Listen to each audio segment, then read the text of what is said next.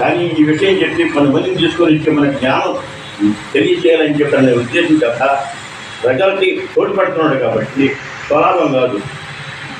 కాబట్టి కృపారక్షణ చాలా కార్యక్రమ జీవితంలో చాలా నేర్పుగా బాగా చేస్తానమాట. అయితే రథసప్తమి అనే దాని గురించి పెట్టాడు.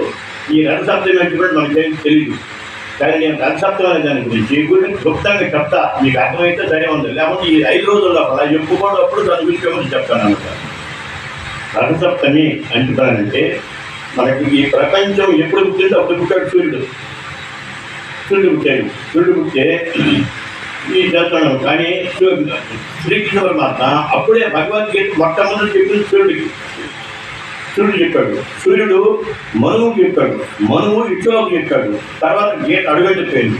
తర్వాత ద్వాపరయుగంలో అర్జునుడు నిర్మంగా తీసుకుని భగవద్గీత చెప్పాడు. సూర్యుడు చెప్పిన విధానం వేరు, అర్జునుడు చెప్పిన విధానం వేరు. కానీ భగవద్గీత మొత్తం ఈ చెప్పడం వేరు, ఆ చెప్పడం వేరు. దాని గురించి కూడా తర్వాత చెప్పుకుంటాము. ఇప్పుడు రథసప్తమి అని చెప్పినట్టు ఏమిటి అనుకుంటున్నది కొద్దిగా క్లుప్తంగా వివరిస్తారు.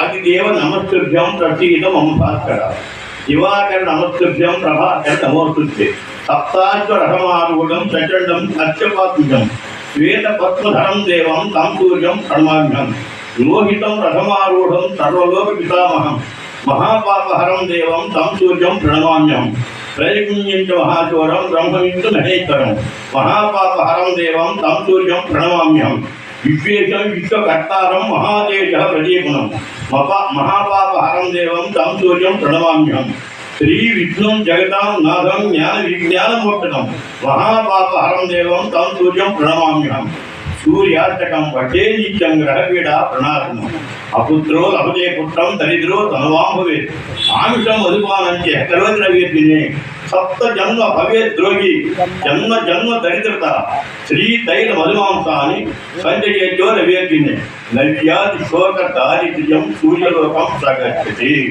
ఇది శ్రీ సూర్యోక్తం సూర్యాష్టకం సమాప్తం.